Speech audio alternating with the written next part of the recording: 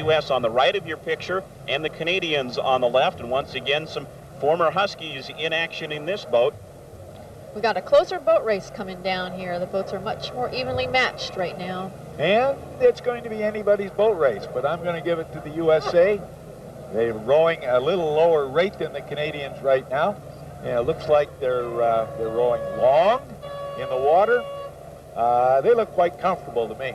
Here's a look at the Canadian boat. Terry Paul is the coach. Chris Taylor, the cox. Adam Parfit, the stroke. Scott Brody is the 7. Ken Kozel, Cam Baird, Graham McLaren, Larry Varga, Chris Davidson, and Paul Hawksworth is in the bow. For the United States, Pete Cipollone of Ardmore, Pennsylvania is the cox. Seattle's Phil Henry, a former Husky, part of the World Championship team last year, is the stroke.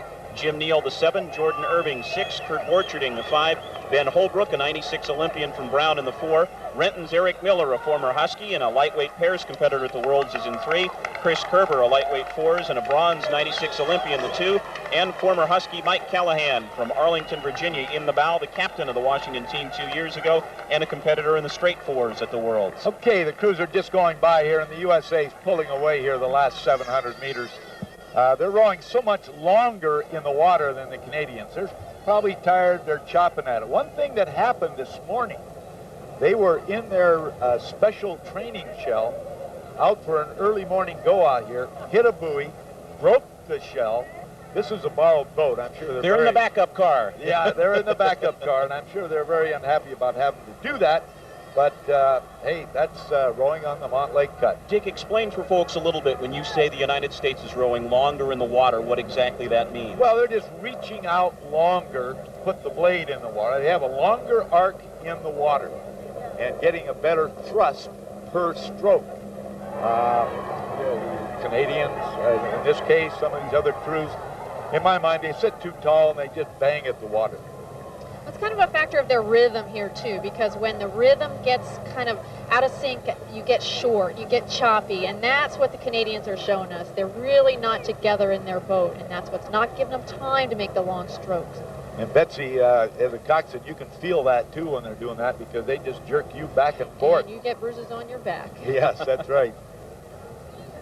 The Americans look good, but the Americans are world champions, and so they want to set themselves up for the world championships this summer too. Yeah, and this is still a developmental crew.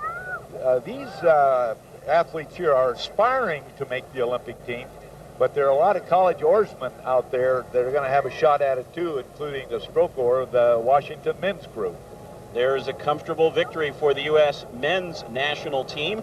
So a sweep in this challenge series, the first time ever. The U.S. with victories over both the Canadian men and the Canadian women, and coming up with an important victory. As you said, really this is sort of a build-up to the important races in the summer. Cipollone encouraging his crew a little bit, but big wins for the USA, and a nice touch to add to the regatta, I think. Yes, and significant on this particular race is how much distance the USA put on the men's Canadian crew here the last 600-700 meters. That was a pretty good boat race coming into 1,000 meters. Right, right. But then the Americans turned it on. They stayed strong in the third 500.